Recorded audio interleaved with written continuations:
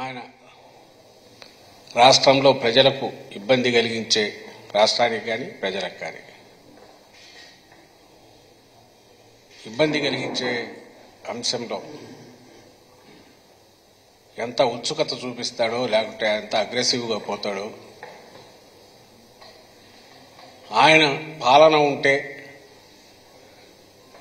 ప్రజా జీవితం ఎంత విధ్వంసం చేస్తాడో లేదా ప్రజలను ఎలా రాచి రంపాన పెడతాడో ముఖ్యంగా పేదలను ఇబ్బందుల పాలు చేస్తాడో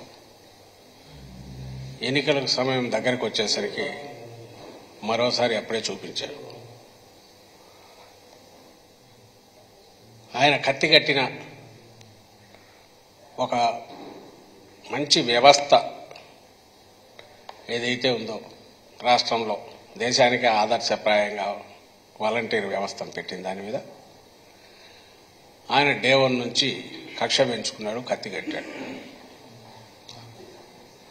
దానికి పరాకాష్ఠగా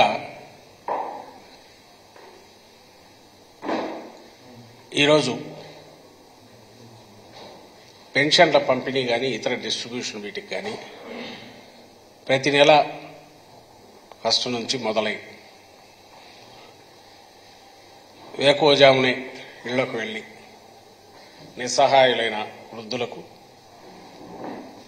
అలాగే వికలాంగులకు ఇలాంటి సెక్యూరిటీ అవసరమైన వర్గాలకు జగన్మోహన్ రెడ్డి గారి ప్రభుత్వం ఆయన అదే పనిగా ఏర్పాటు చేసిన వ్యవస్థ ఏదైతే ఉందో హ్యాండ్ హోల్డింగ్ చేస్తూ గవర్నమెంట్ పథకాలన్నీ కూడా నేరుగా ఇంటికి చేర్చే వ్యవస్థ వాలంటీర్ వ్యవస్థ దాన్ని ఎన్నికల పేరుతో కోడ్ ఆఫ్ కండక్ట్ మన మోడల్ కోడ్ ఆఫ్ కండక్ట్ దీనికి సంబంధించి కోడ్ అప్లై అవుతున్న దాంతో ఇన్ఫ్లుయెన్స్ చేసే అవకాశం ఉంది కాబట్టి దాన్ని ఆపేయాలి, దాని ద్వారా ఈ డిస్ట్రిబ్యూషన్ జరగకూడదని ఎలక్షన్ కమిషన్ పెట్టి ఆపించారు. ఆయన ఈరోజు అనొచ్చు నాకేం తెలుసు ఎవరో పెట్టారని. ఆయనకు తెలుసు ఇలాంటి చండాలమైన పని తను డైరెక్ట్గా చేస్తే ప్రజా వ్యతిరేకత విపరీతంగా వస్తుంది ప్రజల్లో అని చెప్పి తనకు ఎప్పుడూ తెలిసిన వెన్నతో పెట్టిన విద్య ఏదైతే ఉందో ఎవరో ఒకరిని ముందు పెట్టుకొని డ్రామాలు ఆడిచ్చే నిజంగా ఆయనకు వాలంటీర్ సిస్టమ్ అనేది వద్దు అని ఒక సైద్ధాంతికంగా కూడా ఆయన అనుకుంటే తనే పోయి ఉండొచ్చు, కోర్టుకు పోవచ్చు, ఓపెన్ స్టేట్మెంట్ ఇచ్చి తెలుగుదేశం పార్టీ విధానం అని కూడా చెప్పి ఇది పనికిరాది వ్యవస్థ, మేము వస్తే ఇచ్చేస్తాం, లేదా గతంలో ఉన్న జన్మభూమి కమిటీల వ్యవస్థను తీసుకొస్తామని కూడా చెప్పొచ్చు, తప్పులేదు. ఆ స్వేచ్ఛ ఆయనకుంది. అలాగే ప్రజల్లోకి వెళ్ళి దాని ప్రచారం కూడా చేసుకోవచ్చు. అలా కాకుండా దొంగ దెబ్బ తీయడం ఒకటి, ఆ తీయడం కూడా ఎవరిని నిస్సహాయాలను తీయడం ఒకటి, ఇప్పుడు దాన్ని బుకాయింపు ఒకటి మళ్ళీ కొత్తగా మొదలుపెట్టాడు. ఆయన వాలంటీర్ వ్యవస్థ మీద ఆయన అభిప్రాయాలు ఎట్లున్నాయి లేదా ఆయన దత్తపుత్రుడి అభిప్రాయాలు ఎట్లున్నాయని కూడా అందరికీ తెలుసు. ఓపెన్గానే వీళ్ళందరూ అధికార పార్టీ కార్యకర్తలు ఇంకోటం అన్నాడు. వాలంటీర్లు అనేవాళ్ళు జగన్మోహన్ రెడ్డి గారి అభిమానులుగానే వాళ్ళు ఉన్నారు కాబట్టి ఆ పార్టీకి అది దుర్వినియోగం చేసుకుంటుందని ఆయన ఫస్ట్ నుంచి అంటున్నారు. అంటే మా పార్టీ దుర్వినియోగం చేస్తుందని అది కూడా ఆయన పెట్టుకోవడం లాభం లేదు. కానీ దాంట్లోనే మాటకు మాట మారుస్తున్నాడు. ఈ రోజు లేదు మీరు ఎక్కడికి పోరు, మీకు జీతాలు కూడా పెంచుతానంటున్నాడు. ఎందుకు ఈ డైకాటమీ? ఎందుకు సిటిజన్ ఫర్ డెమోక్రసీ అనే ఒక సంస్థను పెట్టించి దాని ద్వారా ఆపరేట్ చేసి ఈరోజు మళ్ళీ తనకు తెలియనట్టు తన థర్డ్ పార్టీ లాగా సిస్టంలోకి రావడం ఎందుకు అంటే ఆయనకు ఈ వ్యవస్థ ఉంటే వీళ్ళు వెళ్ళి ఏదో వాళ్ళతో అందరితో ఓట్లు వేయిస్తారు, జగన్మోహన్ రెడ్డి గారికి మేలు చేస్తారు లేదా ఆయనకు ఉపయోగపడతారని ఆయనకు భయం ఉన్నట్టుంది. అంటే పిల్ల చేష్టలాగా లేకుంటే ఏదో అంటే ఇది అసలు ఈ వాలంటీర్ వ్యవస్థ ఏంది, దానివల్ల వస్తున్న ప్రయోజనాలు ఓవరాల్గా ఎట్లున్నాయని చూసేంత దార్శనికత ఆయనకు లేదు. లేదు రాజకీయ నాయకుడిలాగా చూస్తే దీని జోలికి పోతే ఇబ్బంది అవుతుందంటే దానికి పోకుండా ఉండి ఇంకో రకంగా కవర్ చేసుకోవాలి, అది లేదు. ఏతావాత తేలిందంటే ఏదో చేయబోయే ఆఖరికి ఇంకొకటి ఇదైనట్టు వాలంటీర్ వ్యవస్థ మీద ఎక్కువ పెట్టిన ఇది తిరిగి తనకే వచ్చి తగులుతుందని గుర్తించినందువల్లేమో ఈరోజు డ్యామేజ్ కంట్రోల్కు ఏదో వరుస పెట్టి మళ్ళీ లెటర్లు కూడా రాయడం మొదలుపెట్టాడు. అయితే దాన్ని తప్పించుకోలేడు. ఎందుకు తప్పించుకోలేడంటే ఈ సిటిజన్స్ ఫర్ డెమోక్రసీ అనేది ఎవరు ఎప్పుడు పెట్టారు అని చూస్తే సరిగ్గా అంటే వాళ్ళ దాని మీదనే మేము ఇది తీసుకున్నాము వాళ్ళ రిప్రజెంటేషను అని ఎలక్షన్ కమిషన్ దాంట్లోనే ఉంది. వాళ్ళ కంప్లైంట్స్ వాలంటీర్ల వ్యవస్థకు సంబంధించి వాళ్ళని విధుల నుంచి తప్పించండి సిటిజన్స్ ఫర్ డెమోక్రసీ అని ఇచ్చిన కంప్లైంట్స్, అలాగే కోర్టులో ఆ సిటిజన్స్ ఫర్ డెమోక్రసీ వేసిన కేసు మీద వచ్చిన డైరెక్షన్స్, వీటి ఆధారంగా మేము ఈ నిర్ణయం తీసుకుంటున్నామని ఈ ఎలక్షన్ కమిషన్ ఢిల్లీ నుంచి డైరెక్ట్ తెప్పించుకున్నారు. అక్కడ ఇది సెంట్రల్ దీని నుంచి వచ్చింది, సీఈఓకి వచ్చింది, అక్కడి నుంచి కిందికి వచ్చింది. ఈ సిటిజన్స్ ఫర్ డెమోక్రసీ అనేది ఫామ్ అయిండేది 23 సెప్టెంబర్ ఎండ్ అక్టోబర్ ఫస్ట్ వీక్లోనే పోయినట్టుంది. సరిగ్గా 15-20 రోజులు కాకముందే నేరుగా సుప్రీంకోర్టులో వెళ్లి కేసేస్తారు. వాలంటీర్ వ్యవస్థ అనేది కాన్ఫిడెన్షియల్ డేటా అంతా కలెక్ట్ చేస్తుంది, ఇది అధికార పార్టీకి ఇదిగా ఉందని. ఎవరో దాంట్లో ఉండేదంటే నిమ్మగడ్డ రమేష్ కుమార్. ఆయన ఎవరు అనేది స్టేట్లో గత స్థానిక సంస్థల ఎన్నికైనప్పుడు ఆయన విశ్వరూపం చూపించారు. టీడీపీ కార్యాలయం నుంచే పనిచేస్తున్నారేమో అని అన్నట్టు అక్కడి నుంచే అన్ని వచ్చిన ఆదేశాలను అక్కడి నుంచి డైరెక్షన్స్ వచ్చినవి చేశారు. దాని మీద చాలా గొడవ అయింది. అలాగే చంద్రబాబు ఏజెంట్లతో ఈ ఎవరైతే బీజేపీలో ఉన్న వాళ్ళ ఎంపీలతో చంద్రబాబు తరఫున పనిచేస్తున్న వాళ్ళతో కూడా ఆయన కలిసి తిరుగుతున్నవి, రహస్యంగా సమావేశాలు కావడం అన్నీ వచ్చాయి. పూర్తి ఫక్తు తెలుగుదేశం కార్యకర్తలాగా ఉన్న నిమ్మగడ్డ రమేష్ కుమార్ అనే వ్యక్తి అలాంటి వాళ్ళు ఇంకా 2-3-4 కలిసి ఒక ఫామ్ ఒకటి స్టార్ట్ చేయించాడు. సిటిజన్స్ ఫర్ డెమోక్రసీ అనే పేరుతో చంద్రబాబు నాయుడు 2023 సెప్టెంబర్ ఎండ్లో. దాని నుంచి ఒక 15-20 రోజులు అయ్యేసరికి ఇది సుప్రీంకోర్టులో వెళ్ళి ఒక కేసు వాలంటీర్ల మీద కేసు పెడుతుంది. వాదించేయడానికి వాళ్ళు పెట్టుకున్న ఎంగేజ్ చేసిన లాయర్ ఎవరంటే కపిల్ సిబాలు. కపిల్ సిబాలు రోజుకు ఆయన తీసుకునే ఫీజులు కానీ ఆ స్థాయి లాయర్లు అది కోట్లలో లేకపోతుంది ఆ కేసులు వాదించాలంటే.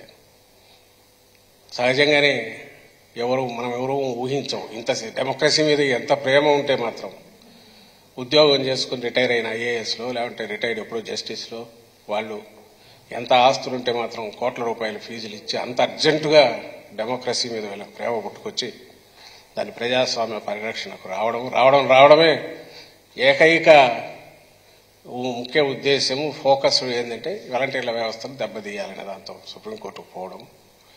ఇవన్నీ వీళ్ళ క్యారెక్టర్, వీళ్ళు ఎవరిని రిప్రజెంట్ చేస్తున్నారు నిమ్మగడ్డ రమేష్ కుమార్ అంటే చంద్రబాబు నాయుడు తరఫునే పనిచేస్తున్నాడు అనేది ప్రపంచమంతా తెలుసు. రాష్ట్రంలో ప్రజలకు చిన్నపిల్లవాడిని అడిగినా చెప్తారు.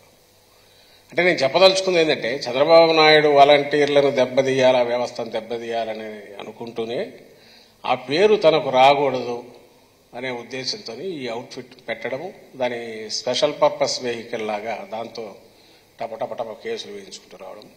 ఇప్పుడు ఎన్నికలు రాగానే ఇక్కడ ఈసీ కూడా అప్రోచ్ అయ్యి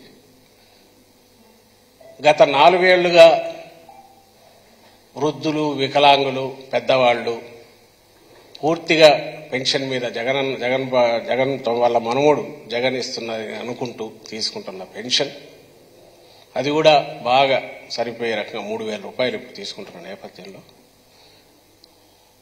టంచనుగా ఫస్ట్ మొదలయ్యే ఈ కార్యక్రమం ఏముందో దాన్ని ఒక్కసారిగా లింక్ కట్ చేయించారు ఈసీ ద్వారా, ఎలక్షన్ కమిషన్ ద్వారా.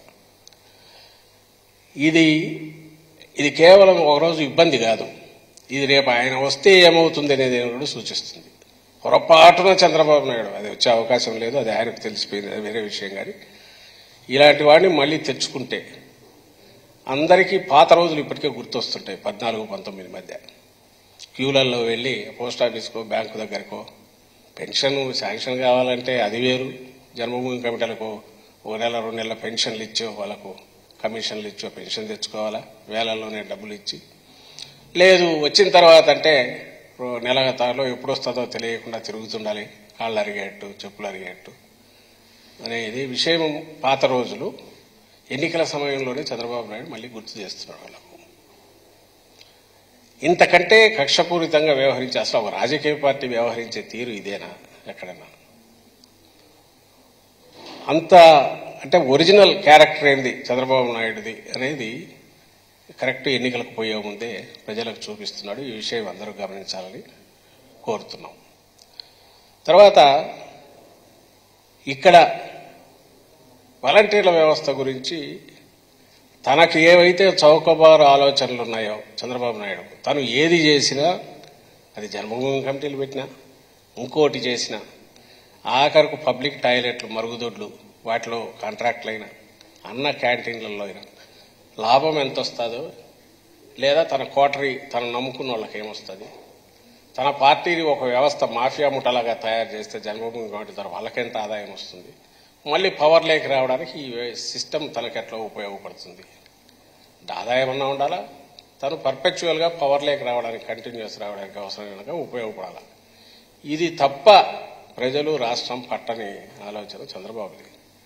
వేరేజ్ ఇప్పుడు జగన్మోహన్ రెడ్డి గారు రాగానే పెట్టిన ఈ వాలంటీర్ల వ్యవస్థ అనేది ఆయనకి ఎట్లా కుట్రపూరితమైన బుద్ధి ఉంటుందో, ఆయనకి ఎట్లయితే స్వార్థంతో కూడిన చంద్రబాబు నాయుడు గారికి ఉంటుందో అదే దృష్టితో చూస్తున్నాడు. కాబట్టి జగన్మోహన్ రెడ్డి గారి కోసం కూడా జగన్మోహన్ రెడ్డి గారు కూడా ఓట్ల కోసమే పెట్టాడనేది ఆయన ఆరోపణ. నాకు తెలియక అడుగుతాను, ఓట్ల కోసమే ఒక వాలంటీర్ వ్యవస్థనే పెట్టుకోనే ఆలోచనే జగన్మోహన్ రెడ్డి గారికి ఉంటే అది నిలబడే రకంగా అవసరమైన చేసిన మిగిలిన పనులన్నీ అవి ఎందుకు, అవి రావుగా. ఎక్కడో ఏజెంట్ లాగా వాళ్ళను పెట్టేసుకుని వాళ్ళకు నెలకు 5,000 ఇచ్చేసి ఓట్లకు వేయించుకునే దీనికి పోతాడు. ఈరోజు వాలంటీర్ల వ్యవస్థ సక్సెస్ ఎందుకు అయింది అంటే వాళ్ళ ఇళ్ల దగ్గరికి వెళ్ళడం కాదు, లేదా పెన్షన్ వెళ్ళి ఇవ్వడం కాదు, మొత్తం ఎంటైర్ గవర్నమెంట్ డెలివరీ మెకానిజం ఏదైతే డెవలప్ చేసిందో ఆంధ్రప్రదేశ్ ప్రభుత్వం పైనుంచి కింది వరకు, అదైతే ఈ డెలివరీ మెకానిజం సరిగా లేక స్కీములు కానీ శాచురేషన్ బేసిస్ మీద ఐడెంటిఫికేషన్ కానీ ఏ విపత్తులు వచ్చినా కింది నుంచి డేటా కలెక్షన్ కానీ మొత్తం ఎంటైర్ గవర్నమెంట్కు అవసరమైంది. కింది నుంచి పైకి రావాలన్నా పైనుంచి కిందికి పంపాలన్నా కళలు ఎన్నన్నా కనొచ్చు, ప్రాక్టికల్గా అయితే కుదిరేది కాదు. గతంలో జరిగింది అదే. జగన్మోహన్ రెడ్డి గారు పాదయాత్రలో పోయినప్పుడు వచ్చిన సమస్యలలో ఏవి ఆయన ముందుకు వచ్చిన వాటిని చూస్తే 80% అంత పైనుంచి వస్తే ట్రికిల్ డౌన్ అయ్యి కిందికి వచ్చేసరికి చేరకపోవడం, ఒక చిన్న సర్టిఫికెట్ కావాలంటే రోజుల తరబడి ఉండడం, ఒక నెట్వర్కింగ్ పూర్తి ఫామ్ అయిపోయి దానికి పైకి లింక్ పక్కాగా లేకపోవడం, అన్నీ ఉండొచ్చు.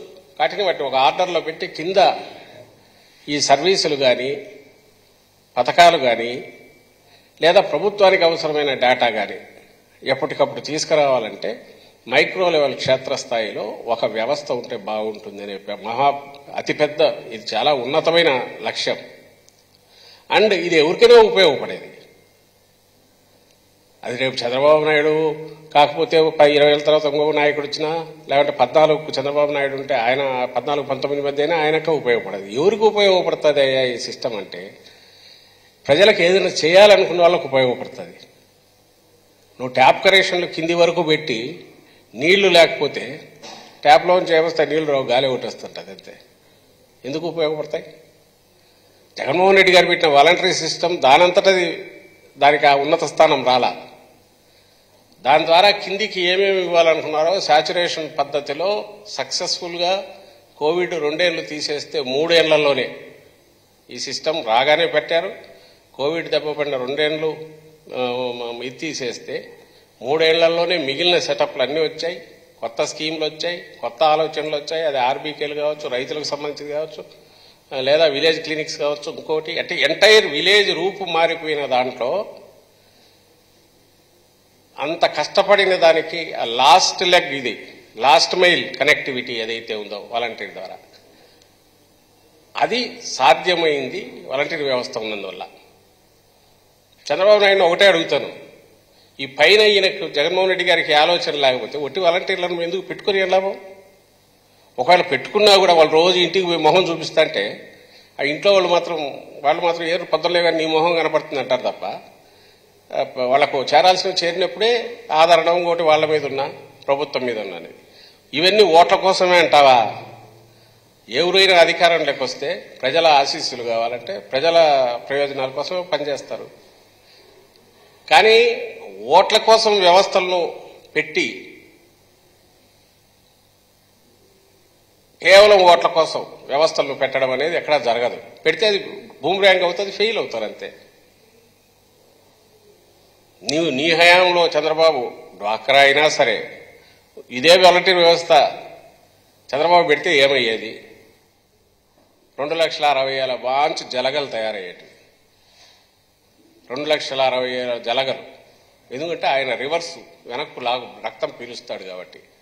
చంద్రబాబు నాయుడు నుంచి కిందికి పంపే శాచురేషన్ బేసిస్ మీద పెన్షన్లు కానీ ఇంకోటి కానీ పథకాలు కానీ లేవు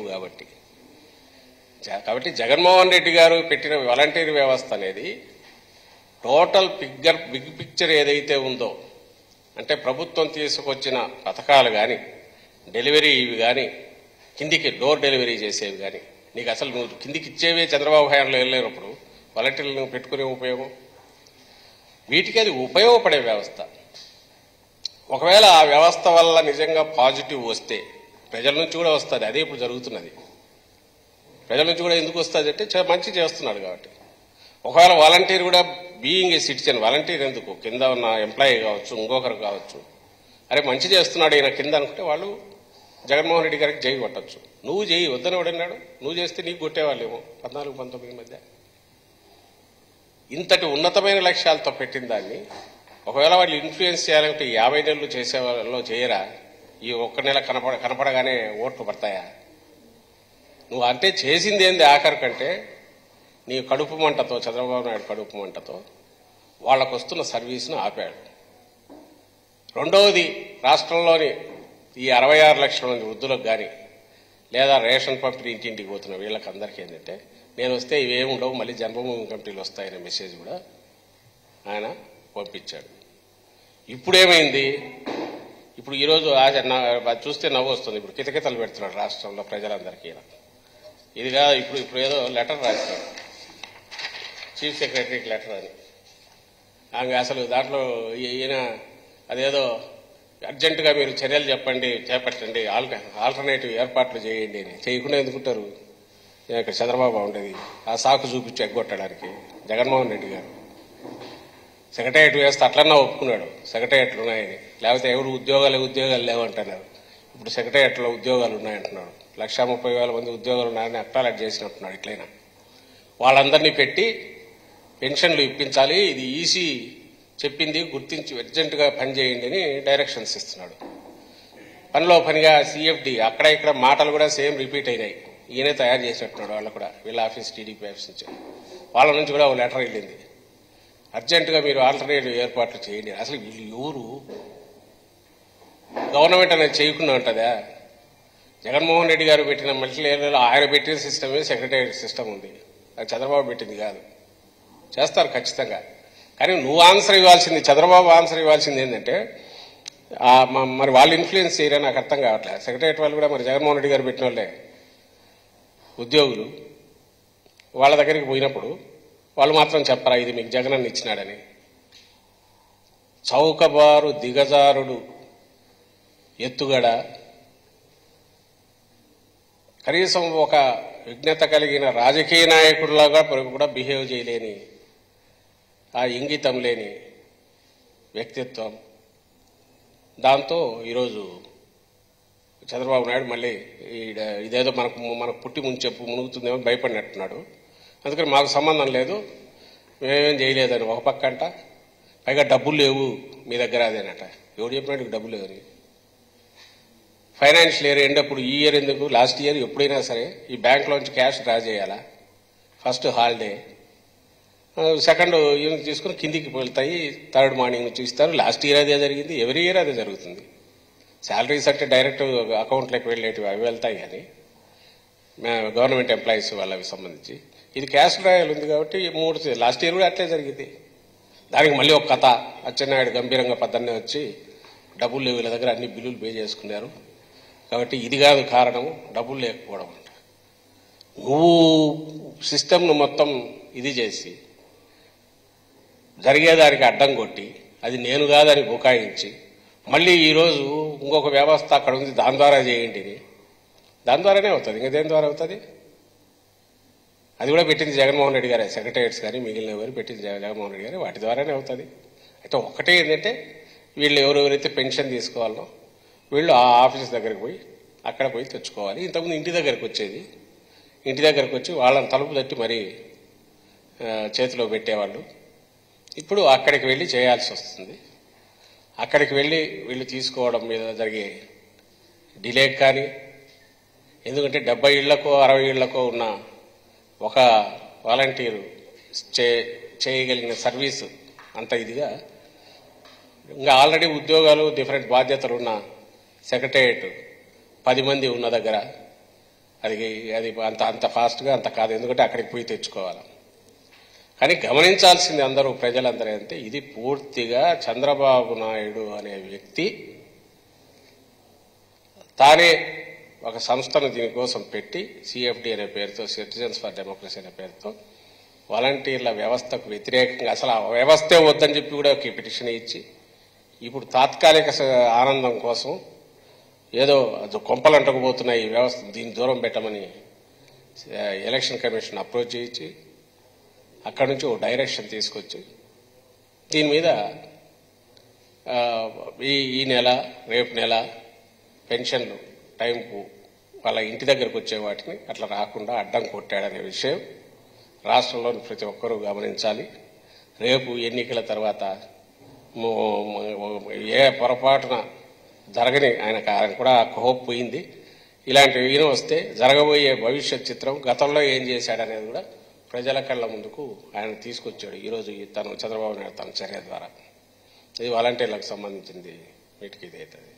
రెండవది పొలిటికల్ దీనికి సంబంధించి వస్తే దాదాపు మీ అందరికీ తెలిసిన విషయమే, ఇంకా ఓపెన్ అయ్యి ప్రచారం కూడా మొదలైంది.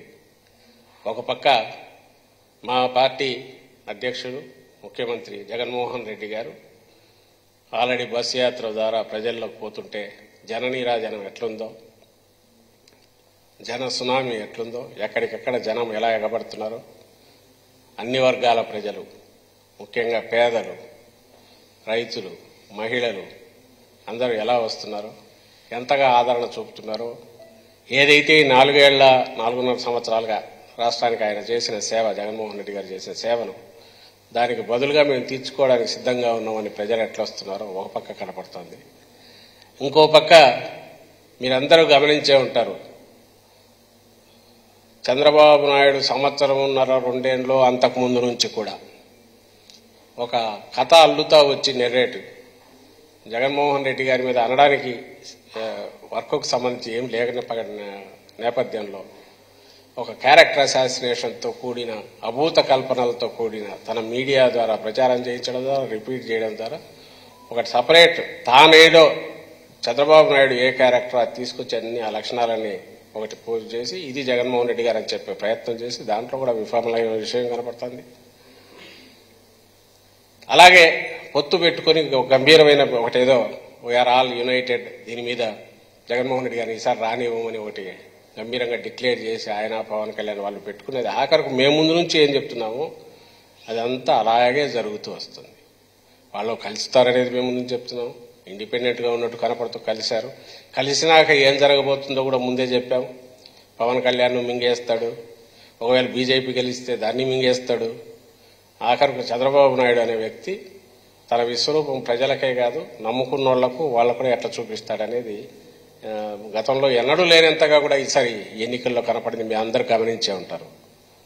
అది ఫస్ట్ పొత్తు దగ్గర అలాగే కనపడింది గందరగోళం, అలాగే సీట్ల నంబర్ ఆఫ్ సీట్స్ దగ్గర అలాగే ఆడుకున్నాడు వాళ్ళతో. మూడవది అభ్యర్థుల దగ్గర కూడా ఆయనే డిసైడ్ చేశాడు. ప్రత్యేకంగా డీటెయిల్ పోవాల్సిన అవసరం లేదు, అందరికీ తెలుసు. ఈరోజు పవన్ కళ్యాణ్ అనే వ్యక్తి ఎక్కడున్నాడా అంటే నా గర్క నా ఘాట్కా అనే ఒక సామెత ఉంది, అటు ఇటుగా. ఇప్పుడు పిఠాపురం అభ్యర్థి అది కూడా ఆయన కాన్స్టిట్యూన్స్ చూజ్ చేసుకున్నది కాదు, వీళ్ళు ఎవరో తోస్తే నువ్వు అక్కడికి పోంటే పోయినట్టున్నాడు. అక్కడ ఈరోజు దీనంగా చెప్పాల్సి వస్తుంది, నేను ఇక్కడే ఉంటానని. నేను పిఠాపురంలోకి ఈరోజు పోయి ఆయన బయట తిరిగితే పిఠాపురం వాళ్ళు నంబరు. పోనీ బయట తిరిగి నాయకుడు పెద్ద నాయకుడు ఈయన రాష్ట్రం అంతా నువ్వు తిరిగిపో మేము బ్లెస్సింగ్స్ ఇద్దామందాం ఒకటే, ఆయనకి ఇచ్చినవి 21. ఆ 21లో నాకు తెలిసి బహుశా మీ అందరూ నేను నంబర్ చూడలే కానీ 17 మంది టీడీపీ వాళ్ళు, ఇంకో పార్టీ నుంచి వచ్చిన వాళ్ళు, చంద్రబాబు నాయుడు ఎవరెవరిని తీసుకొచ్చి అక్కడికి పంపితే వాళ్ళు మాత్రమే అభ్యర్థులయ్యారు. ఒరిజినల్ ఈయనతో ఉంటే పోటీ చేయొచ్చో లేదా రాజకీయంగా మేమేదో ఉండొచ్చో అని అనుకున్న వాళ్ళందరూ పక్కకు పోయినారు. అసలు అది ఈయనంటే సరే ఏమీ ఒక ఐడెంటిటీ లేదు, చంద్రబాబు పెడితే ఉన్న ఇది పార్టీ, అది ఆ అవుట్ఫిట్. సిటిజన్స్ ఫర్ డెమోక్రసీకి ఆ జనసేనకు తేడా లేదు. ఇది ఏమంటే సివిల్ సర్వీసెస్ నుంచి వచ్చిన వాళ్ళతో వీళ్ళతో నలుగురితో పెట్టాడు. అదేమో ఆయన పవన్ కళ్యాణ్ అనే ఒక స్టార్ను తీసుకొచ్చేసి దాంతో ఓటు పెట్టాడు. అక్కడి ద్వారా వ్యవస్థల కోసం ఇళ్ళది పెట్టించాడు, వ్యవస్థల ద్వారా ఇది చేయడం కోసం. అక్కడేమో ఆయన నమ్ముకున్న అభిమానులు పవన్ కళ్యాణ్ లేదా కాపు సామాజిక వర్గం వాటి ఓట్లో తనను ఎవరు నమ్మరు, చంద్రబాబు నమ్మరు కాబట్టి ఆయన ద్వారా ఏమైనా రూట్ త్రూ అవుతాయో అని తనను పెట్టుకున్నాడు. పెట్టుకునే ఆఖరుకు కనీసం పొలిటికల్ ఇది ఉంటే ఆయనకు 30-40 సీట్లు ఇచ్చి ఆయన అభ్యర్థులను ఆయన సెలెక్ట్ చేసుకోమనంటే ఏదో రియల్ పొత్తు అనుకోవచ్చు. 24 అని అది తీసేసి 21కి వచ్చి ఆ 21లో కూడా 18 తన మనుషులను లేదంటే డబ్బులు ఇచ్చిన వాళ్ళని ఉన్నో పెట్టి లెక్క అడిగాడికి సరిచేసి వాళ్ళని పెట్టి వదిలేసి బీజేపీ మరి ఇదంటే సరే అది అంత పెద్ద పార్టీ, నేషనల్ పార్టీ. గతంలో కనీసం ఆ పార్టీ నాయకులు ఎవరినో పెట్టుకునేవాళ్ళు. సీట్ల వరకు చంద్రబాబు ఎట్లాడిచ్చినా లాస్ట్కి వచ్చేసరికి వాళ్ళ అభ్యర్థులన్నా వాళ్ళని పెట్టుకునేవాళ్ళు. ఈసారి అది కూడా ఈయనే డిసైడ్ చేశాడు, మొత్తం బయట నుంచి వచ్చిన వాళ్ళతో లేదా తను పంపిన వాళ్ళతో అది నింపేశాడు. సో టీడీపీలో కూడా పోనీ ఇది అనుకుంటే తన సొంత పార్టీలో కూడా అదేదో పాము పిల్లలను మింగుతుంది అంటారు, తన గుడ్లను తానే మింగేసి పిల్లలు ఇది కాకుండా చేస్తుంది. అట్లా తన సొంత పార్టీలో కూడా ఆడుకున్నాడు, చెడు కూడా ఆడినాడు. టీడీపీలో కూడా మీరు ఈసారి గమనిస్తే ఆ పార్టీని నమ్ముకోను ఏదో ఫస్ట్ నుంచి ఉండేవాళ్ళు ఎవరు లేరు. ఆ పార్టీని నమ్ముకున్న వాళ్ళకి రాలా, లాస్ట్ మినిట్లో అసలు సంబంధం లేని వాళ్ళకి వచ్చింది.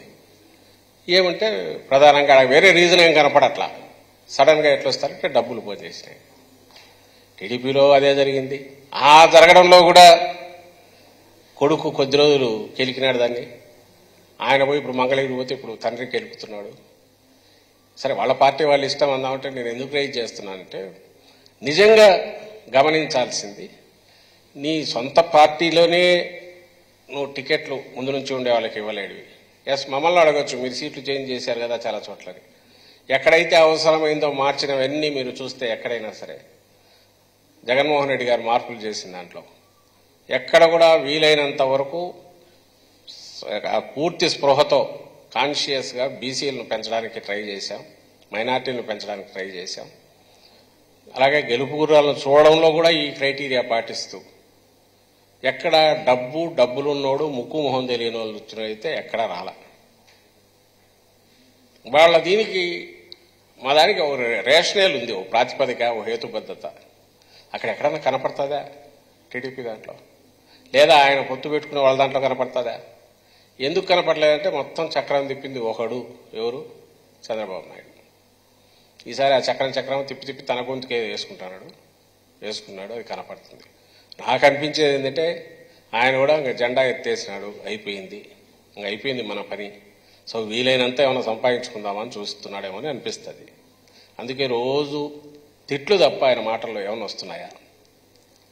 పోనీ ఏదన్నా అలివిగాని చేసిన వాటి గురించి ప్రామిస్లన్నా చెప్తున్నాడా? ఇవి చెప్పాలంటే భయం. 14-19 మధ్య నువ్వు ఏం చేసినావు అని అడుగుతారని, అక్కడ అప్పుడేం చేయనోడు ఇప్పుడు ఎట్లా చేస్తావు అని అడుగుతారని దానిలో చెప్పలేకపోతున్నాడు. సో జగన్మోహన్ రెడ్డి గారిని తిడుతున్నాడు, లేదంటే జగన్మోహన్ రెడ్డి గారి కుటుంబం సంబంధించి క్యారెక్టర్ అసాసినేషన్ చేయాలని చూస్తున్నాడు. అలాంటి థర్డ్ రేట్ చౌకబారు తనకు తాను క్రియేట్ చేస్తూ వచ్చిన కథనాలు ఏమైనా ఉన్నాయో అవే ఆయన స్పీచ్లో పార్ట్ అవుతున్నాయి తప్ప రాష్ట్ర ప్రజల గురించి ఏం చెప్పలేకపోతున్నాడు. నువ్వు ఒక పార్టీగా రాలేకపోయావు, పోనీ పొత్తు పెట్టుకుని పొత్తు ధర్మాన్ని పాటించలే, అక్కడ మింగేసావు మొత్తం వాళ్ళం. ఆఖరికి పోనీ ప్రజలకు సంబంధించి మేమంతా కలిసి ఏమన్నా చేస్తామా, ఇది చేస్తామని చెప్పే ప్రయత్నం కూడా చేయట్లా. ఎందుకంటే అది నమ్మరు ఎవరు జనం, నీ అసలు క్యారెక్టర్ తెలుసు అని. లాస్ట్ టైం నువ్వేం చేసావని అడుగుతారని. ఇంకో పక్క జగన్మోహన్ రెడ్డి గారు క్రెడిబిలిటీ మీద